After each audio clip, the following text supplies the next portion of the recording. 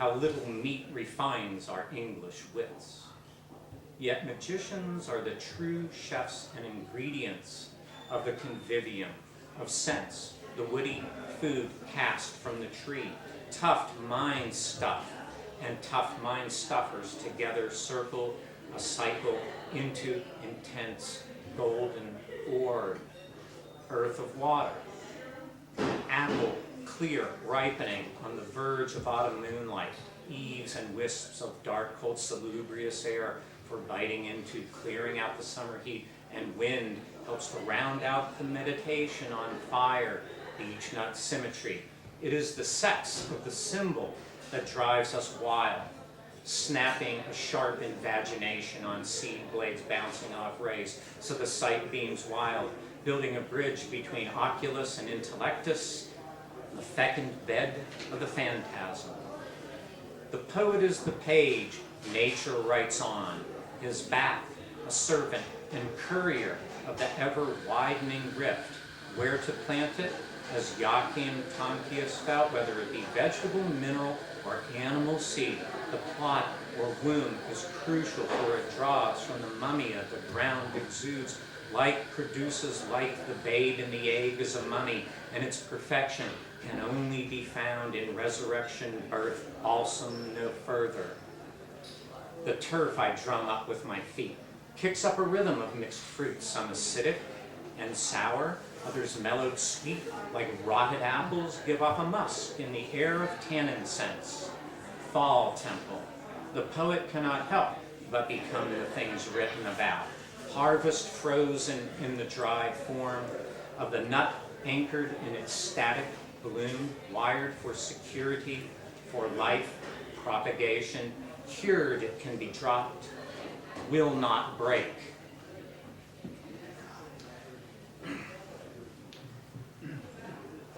And this next piece brings us back to when I met David Landry, because last year I gave a talk, which actually I have a sheet down below, a few sheets that have, if anybody's interested in hearing the talk, I did a piece on the accumulation in the poem as reservoir. And in that talk, I was thinking about the gestalt of poetics, how poets are supposed to pay attention to details, focus on this, that, enrich the poem. But then I realized over time there are certain things that we miss. Is that not part of the poem? But in the mind, as we go back over these things, then we accumulate accretions. The things that we do, for instance, today when you got out of the car and looked down at the ground, did you notice which way the shadow was being cast? Do you remember what was next to you on the sidewalk? Do you remember how the muscles felt in your legs as you moved? And then I realized as I thought about these things, those are the things that are the true, that gate is a gate of power. Awareness of the minutiae that expands the moment is really what the magic in the poem can be about.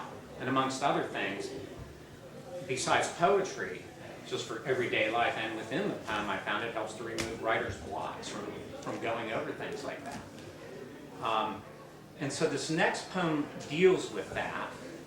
And a very interesting thing I have to just mention, my father was a metallurgist for U.S. Steel, and he went to Carnegie Tech back when you did a PhD, you had to do spot welding, you had to cut glass, blow glass, and they actually learned how to do things. But there, in his school there was a forensic anthropologist who was specializing in dental work, and he looked at my dad's teeth and said, you know you have Mongolian in you. And I'm like, that's where the temper comes from. Now we know where that horrible damn temper comes from. And hence this poem, muscle memory, into submission or it will run a practical course en route to the quotidian register of dreadful banality. Reminiscences of the distant past, varying legacies inherited in limbs. My Slavic blood, immersed with the Mongol, has left a right arm of ancestral aggression high on the strike, prevalent, making it hard to harness, while telegraphing revolts are good. Life forces, ways into minds, every striation of conflict encountered. The overthrow pivots on a minor regime, mute-shouldered, talking in twitches, tendon quivers. the top line made a bow for taking low shots on characters.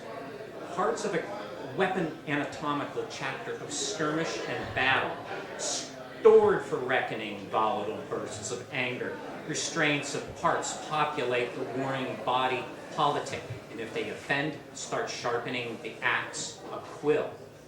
Emerging through the gene pool, dominant, kicking the recessive's ass, dropping some nucleic acid into obscurity, that mentality bred within the collective body, and the flesh ticks, twitches, are the signs that fight is brewing against gentle thoughts are unsuccessful in these stages, wherefore the soothing stroke, mistaken for an assault, goes not postal but into letters, drawn out of chaos, deeply kneading nerves and gently shifting soul into liberation's way to read motion on contact.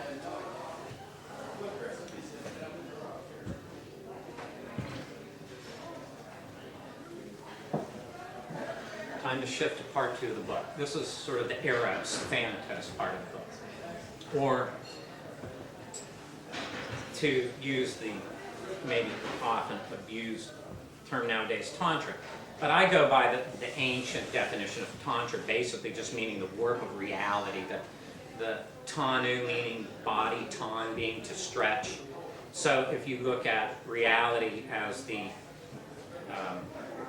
weft, the fixed horizontal lines, the tantric is the one who shoots that thread in between and stretches that web of reality to do things with it. And to transition into those poems, I will go with a little untitled piece which actually stems straight out of an experience here in Greensboro. That was about 5 or 6 years ago. It was on the outer edge of town. Don't ask me where it was. It was after a very long day of bagpiping. I used to play bagpipes quite a bit. And so I stopped in this gas station, and it was a real doozy. Boy, it was like boom boxes going, gang bangers, all this noise.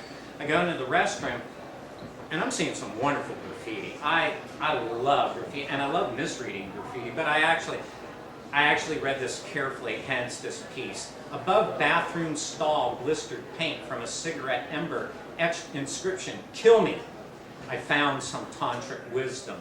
For a good time, call yourself a stranger. It then followed, for a binding time, call stranger yourself, or maybe just call yourself strange and be with it. Now, the next piece, this next poem goes out to a pen pal friend of mine in Glastonbury, Tana, who is sort of a devotee of Lilith. This piece is On the Lamb Mia. And it's always been a piece that's near and dear to me, but not for the fact of looking at Lil, the figure, or the Lamia, or the Christabel from Coleridge's work as being sort of like this dark figure. I think those that resist subservience are actually the ones that are moving into the light, and everybody who just has a real problem with that are the ones that are still maintaining some foothold in the Dark Ages. On the Lamia, do not assume Lilith's position discernible times the many conceived equals not. Reigning above with sheer impunity over this mad race, posturing not for just anything, but penetration riding on every molecule thought, and open space is her wraith. Under the multitude of the sacred horrors, only a few shine as servants of the star, assuming her position, pounding the patriarchy, jigging, gigging, wriggling off its crank, rodent caught in her trap. He fights to twist and tear it off and be like her so that she may, like him, be unrestricted. Movement becomes the curvature, overture, spinal, tactic, next to the sensual arch in the back, next to the air that pleasurably envelops each line, is the mounting exchange, tantric voltage, stroking for sparks beyond all yugas, yogins. The living dead come on, people that become their drive, simply ridden into walking away from their tombs. Rilke's Hectare knew full well their deceased clientele's souls fall with their flaccid will. Time for the rite of the shuddering, repulsion after ensnared in the glue of attraction, the big smile, most importantly, from having a talk with sex everyone appears to want to have, but taking a moment to listen to what she has to say without words. Sensation epidermal reveals the clothing, sheaths the urge, wrapped about object and desire, invasion and submission, all for fleeting ecstasy which turned on its head between legs and thinking there carefully before exposure can extend and maintain the glorious bliss side by side instead of.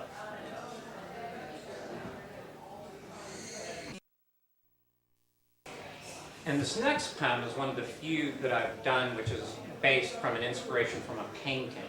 Gustave Doré's The Enigma. I don't know if anybody's familiar with it. I don't know if you have it in the book in the store, right? It's a great painting. It's these two, it looks like these two sphinxes coming eye to eye, looking very amorous, but above this totally torn apart field of destruction, almost like a battlefield. It's one of these wonderful, and it's got one of the best titles too, because it is extremely enigmatic. And it makes, and I was inspired by it when I was working on my PhD, and I was a great distance from Barb, and we couldn't meet up too much. So this poem is based on that, a meditation on the enigma.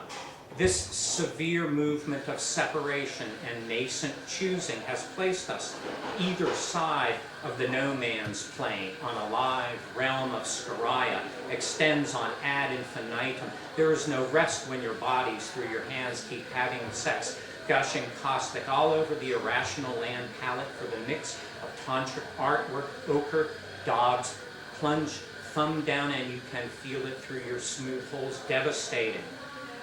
A volcano once raged through here.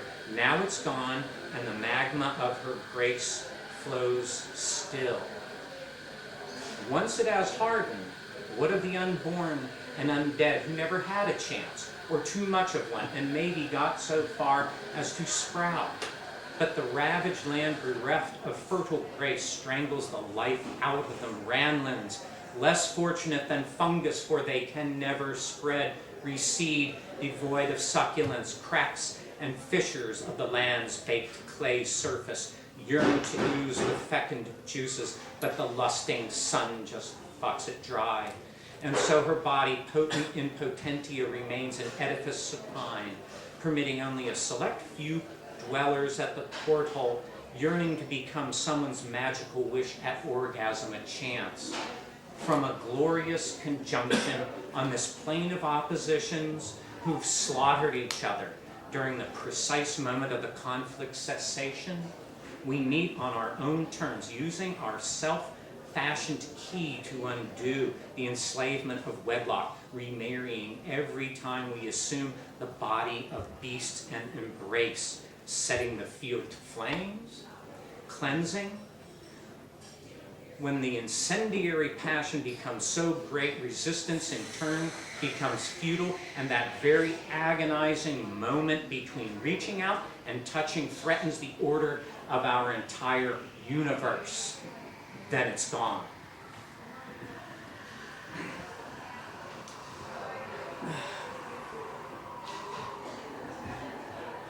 Now let's see where we are time-wise. Okay. Anybody wearing out? Getting exhausted? Pete, just wave, throw something at me, because I don't have too much more to go. I know I've gone over the 20-minute threshold. Now, when we were at Cloudburst, it's like 20 minutes, stop, make it stop. So, but this is a book launch, and so I've assumed the throne to stay. Oh, by the way, where's my red M&Ms? Did break.